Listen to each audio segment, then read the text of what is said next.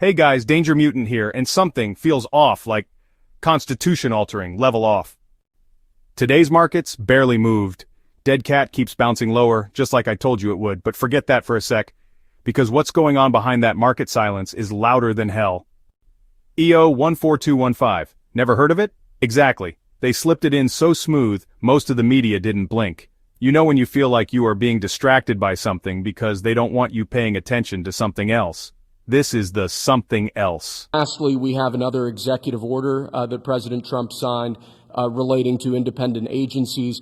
This executive order would establish important oversight functions in the Office of Management and Budget and its subsidiary office, OIRA, supervising independent agencies and many of their actions, and also reestablishes the longstanding norm that only the President or the Attorney General can speak for the United States when stating an opinion as to what the law is.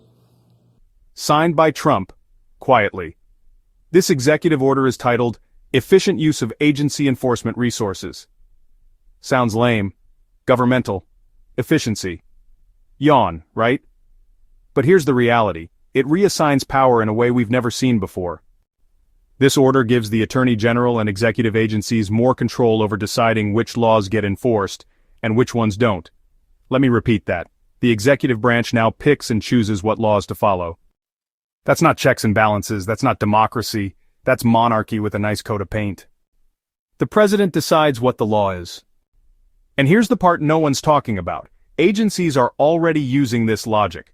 One whistleblower said their department was ordered to ignore enforcement against select corporations because, quote, it's not a priority under Executive Order 14215, translation, immunity for allies, selective justice.